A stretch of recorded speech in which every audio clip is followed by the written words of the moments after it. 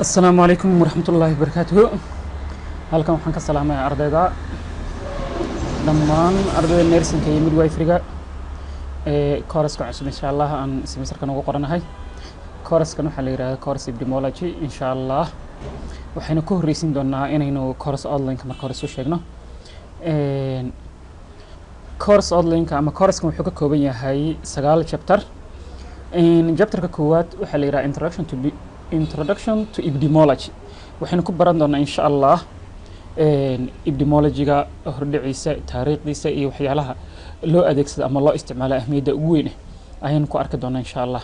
chapter-ka labaad waxa la yiraahdaa disease causation. waxaan ku baran doonaa waxyaalaha xanuunka sababa iyo waxyaalaha loo qaybiyo marka primary etiology iyo risk factor ama aggravating factor ama predisposing factorska iyo epidemiological triangle-ka iyo ahmiyadiisa waxaan ku arki doonaa.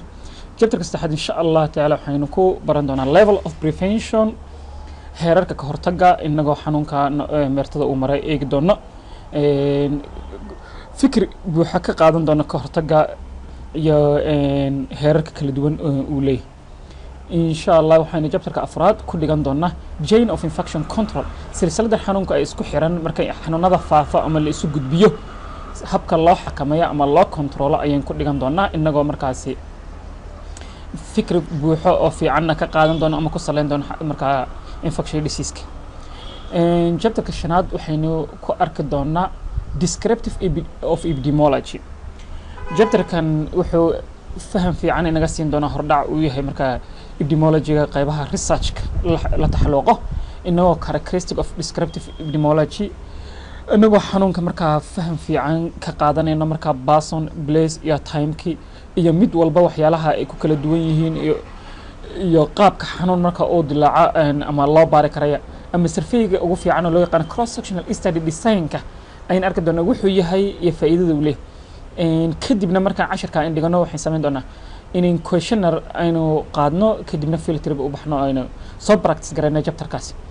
chapter-ka lixaad waxaan ku dhigan doonaa measurements of morbidity and mortality sida marka iyada loo qiyaaso ama loo cabiro xanuun ama dhimasho inagoo marka hore faham fiican ka qaadan doona health caafimaadku waa maxay kadibna disease soo geli doono ratio proportion and rate-kii ku saleyn doona marka disease marka xanuunada kadibna sidee loo qiyaasaa marka morbidity marka xanuun uu dilaaco ama dhimasho ay timaado.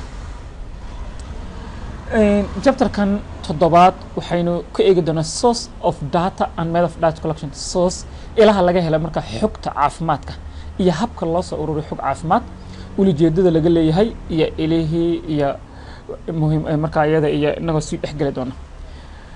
chapter-ka sideed waxaan ku dhiganaa epidemic investigation and management. markuu xanuun safmar uu dilaacay sidee lagu ogaadaa sideese wax looga qabtaa marka ayada inaga oo ku bilaabi doona level of disease occurrence baseline baa jira xanuunkan marka hore dalku dhex jira heerka uu ku mariyay ma wax mid cusub oo marka xanuun soo baxay mise mid hore ka dilaacay iyo qaabka loo baaro ay dhigana marka investigation of epidemic marka ugu dambeyntii epidemiological surveillance or screening kii ayaynu marka insha Allah isna aynu eegi doonaa.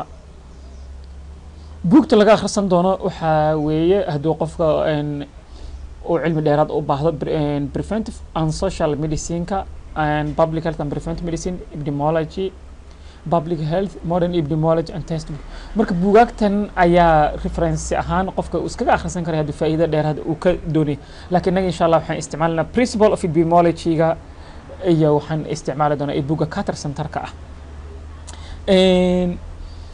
insha Allah waxa kaleeto cashirka ardayda xoogaanaysaan madbacadda aflax buu idin yaalaa dhammaan chapterska isku dhameystiran buug baan laga sameynaya qof kasta oo inuu soo qaata oo kadibna halkaas ka wada socon doona. assalaamu calaykum waraxmatullaahi wabarakaatuh. arday aad baa mahadsantihiin waa mar kale iyo Dr. Maxamed Cabdiraxmaan Ismaan.